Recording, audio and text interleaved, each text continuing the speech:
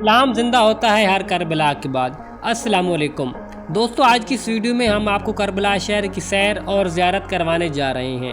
یہ شہر مسلمانوں کے لیے مقدس شہروں میں سے ایک ہے، جہاں محرم کے مہینے میں کروڑوں کی تعداد میں زائرین جاتے ہیں۔ کربلا شہر کب آباد ہوا؟ اس شہر کے مقدس مقامات کون سے ہیں؟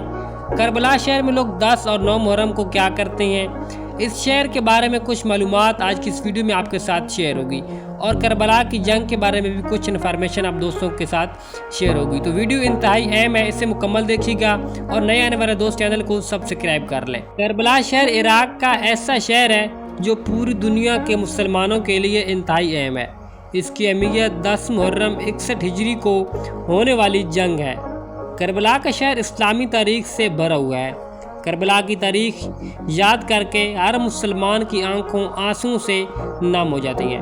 کربلا کی جنگ حق اور باطل کی جنگ تھی۔ سجدے میں سر، گلے پہ خنجر اور 3 دن کی پیاس، ایسی نماز پھر نہ ہوئی کربلا کے بعد۔ آج اس شہر میں کروڑوں زائرین زیارت کے لیے آتے ہیں، خاص طور پر شیعہ زائرین بڑی تعداد میں آتے ہیں، اور اس کی سب سے بڑی وجہ حضرت امام حسین علیہ السلام اور ان کے کربلا کے ساتھیوں سے محبت اور عقیدت کا نتیجہ ہے۔ واقعہ کربلا سے پہلے یہ شہر نہیں تھا، یہ کربلا صرف ایک ریگستان اور میدان جنگ تھا۔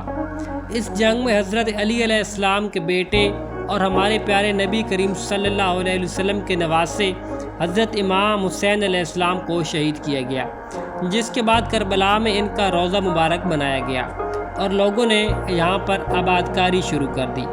آبادی کا آغاز بھی آپ علیہ السلام کے روضے کے چاروں اطراف ہوا، جس کے بعد یہ مکمل طور پر شہر بن گیا۔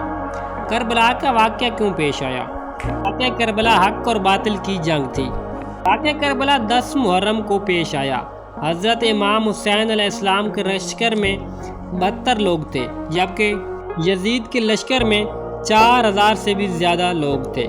اس زمانے میں آپ علیہ السلام نے کربلا کے مقام پر اپنے خیمے لگائے، جہاں دور دور تک ریگستان اور پانی کی بھی قلت تھی، یہاں تک کہ یزید کی فوج نے پانی بھی بند کر دیا، جبکہ امام حسین علیہ السلام کے ساتھ چھوٹے بچے بھی موجود تھے، کیونکہ آپ علیہ السلام کے ساتھ آپ کے خاندان بھی تشریف لائے تھے۔ اس کے باوجود بھی آپ کی ہمت میں ذرا برابر بھی کمی نہ آ سکی۔ اس کی وجہ تھی اللہ پر یقین۔ 3 دن تک پانی کے بغیر وقت گزارا، اور اس کے علاوہ جہاں پر ریگستانی گرمی بھی عروج پر تھی۔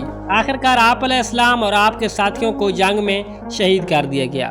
پھر آپ کا روضہ مبارک بھی کربلا شہر میں بنایا گیا۔ حضرت علامہ اقبال رحمۃ اللہ علیہ کا شعر ہے، قید و غم حسین منانے والوں سے مومن کبھی شہداء کا ماتم نہیں کرتے، ہے عشق اپنی جان سے زیادہ آل رسول سے، یوں سرے عام ہم ان کا تماشا نہیں کرتے، روئیں وہ جو منکر ہیں شہادت حسین کے، ہم زندہ جاوید کا ماتم نہیں کرتے۔